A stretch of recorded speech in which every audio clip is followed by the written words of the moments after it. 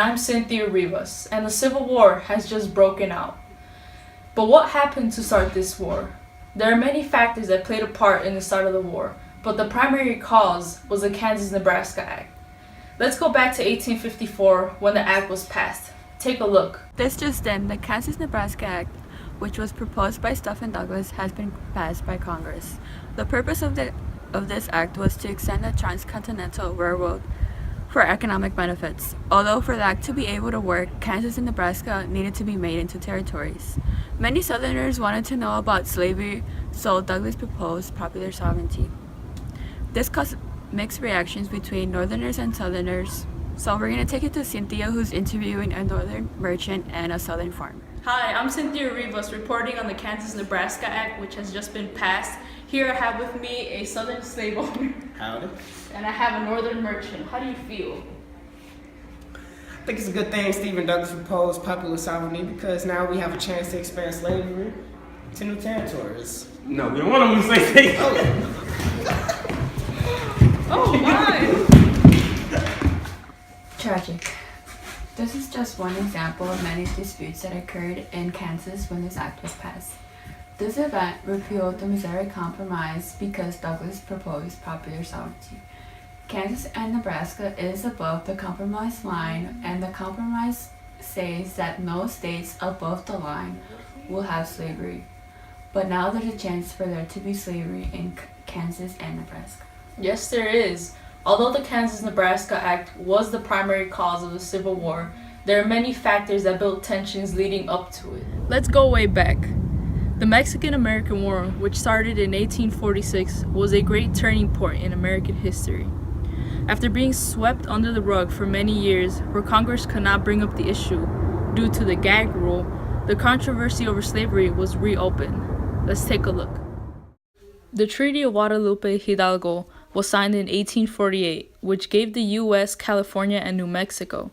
Since the U.S. gained new territories, and California in particular was split in half by the Missouri Compromise, Congress had to decide whether it would be admitted as a free state or a slave state. As you can see, California being split was a big problem for the U.S., which is why they came to a compromise. Now let's talk about the Compromise of 1850. This compromise had three parts to it. California became a free state regardless if the Missouri Compromise line went through it. New Mexico and Utah were left to popular sovereignty. Then, slavery in the District of Columbia ended, which was the end of transatlantic slavery. However, slavery in America was still harsh. After the enactment of the Fugitive Slave Act, where escaped slaves in the North were forced back into captivity in the South, a famous American novel by Harriet Beecher Stowe was published. Uncle Tom's Cabin. Another slavery-related event was the case between Dred Scott versus Stanford. Dred Scott was a slave whose master had traveled to free states. His master spent time in Wisconsin and in Illinois. Scott went to court to argue that he should be free based on the fact that he lived in a free state. But unfortunately, the court ruled that Scott was not considered a person under the Constitution. Therefore, he could not become a free man. As you saw from one of the many fights occurring in Bleeding, Kansas,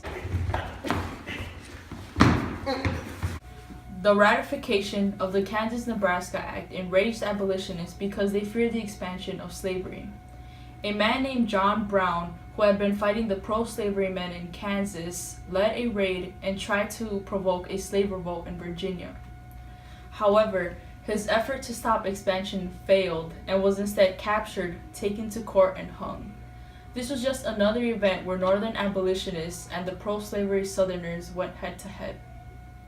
Now let's talk about the election of 1860. The election of 1860 was a very important election because that was when Abraham Lincoln was elected.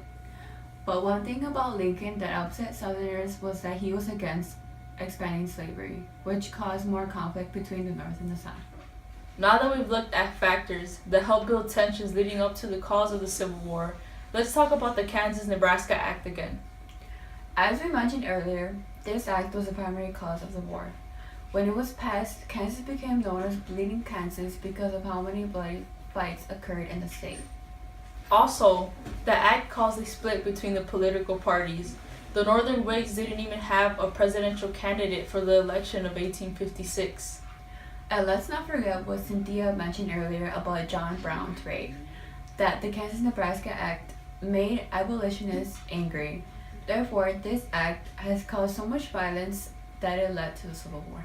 Thank you for watching KBS News with Cynthia Rivas, And Gabriela Rodriguez. and we'll see you next time.